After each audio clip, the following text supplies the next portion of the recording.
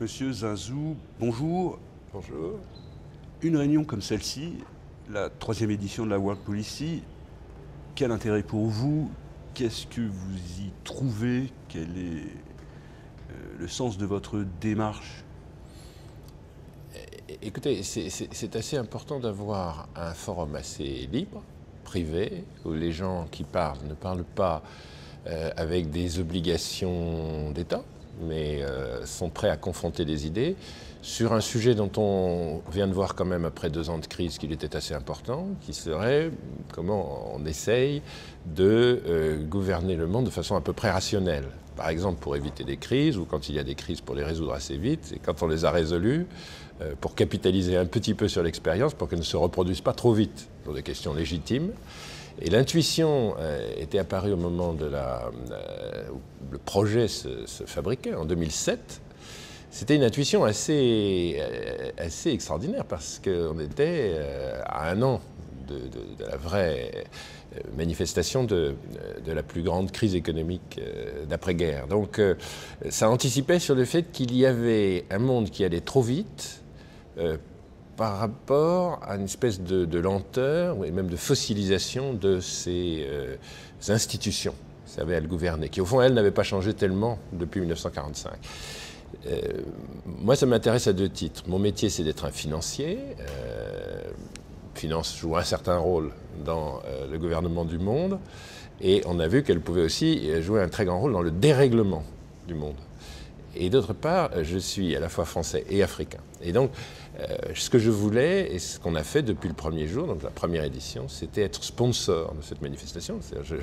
Je venais y trouver professionnellement une réflexion sur la gouvernance, mais j'estimais qu'on devait être sponsor de la conférence parce qu'il fallait qu'il y ait un sponsor d'Afrique subsaharienne. Parce que la fondation familiale à travers laquelle nous soutenons cette conférence, elle est enracinée dans l'Afrique de l'Ouest, et il nous semblait qu'il fallait que ce soit global, parce qu'il y a aussi un aspect intéressant de cette conférence, c'est qu'elle donne aussi la parole à des gens à qui on ne donne pas forcément la parole. Ça peut être des petits États d'Asie, comme des grands États d'Asie. Cette année, il y avait la Chine fortement représentée et l'Inde. Ça peut être des grands États d'Afrique ou des petits États d'Afrique. Il y a toujours eu une forte présence latino-américaine, et évidemment, c'est très européen et américain, et très fortement européen. Mais il me semblait que la composante africaine était assez importante. Ensuite, quand la conférence s'est portée d'Évian à Marrakech, elle a eu, cette conférence, un enracinement africain. C'est assez important parce que le Maroc est une sorte de pays émergent. Mon pays, le Bénin, est une sorte de pays en développement, donc il est le wagon suivant. Mais au fond, ce sont des voix qu'il faut quand même entendre, parce qu'on gouverne aussi le monde avec les gens qui font la majorité de sa population. Et c'est pour ça qu'on voulait être associé symboliquement, depuis le début. Je ne vous dis pas que nous contribuons autant que les grands sponsors, mais on se disait qu'il faut qu'il y ait un sponsor d'Afrique pour montrer que voilà, l'Afrique aussi est partie prenante à la gouvernance mondiale. Le déjeuner qui a eu lieu la première journée de ce forum vous a donné l'occasion d'un dialogue très intéressant avec M. Trichet de la Banque Centrale Européenne. Oui, alors je suis un assez vieux complice et ancien admirateur de M. Trichet. Et oui, je voulais le faire réagir un petit peu sur l'Afrique aussi. Et donc, je lui ai rappelé qu'on était sur un continent qui présentait quelques traits intéressants, désendetté, désormais en forte croissance, exécutant assez bien ses budgets, ayant à bien des égards, au fond, mériter sa croissance par des très grands progrès de gouvernance et émettant une monnaie composite à travers le continent, mais souvent reliée à l'euro.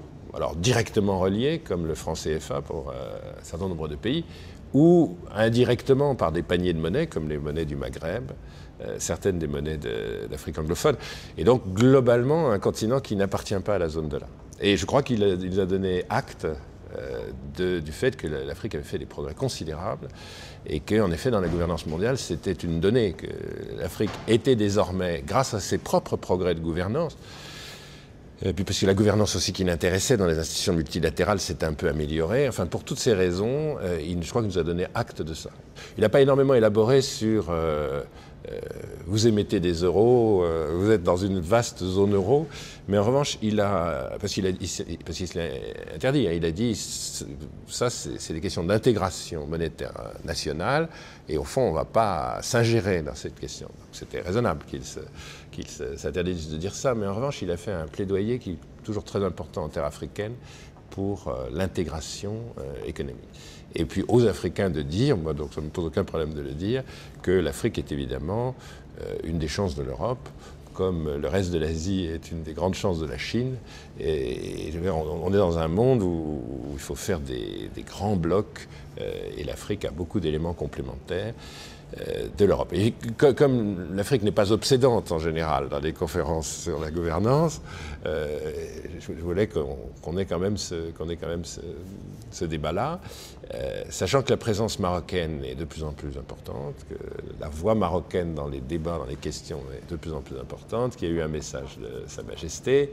Et donc, on voit bien quand même que l'Afrique manque un peu en puissance dans ce forum-là, et je trouve que c'est une de ses originalités. Monsieur Zinzou, je vous remercie beaucoup. C'est moi qui vous remercie.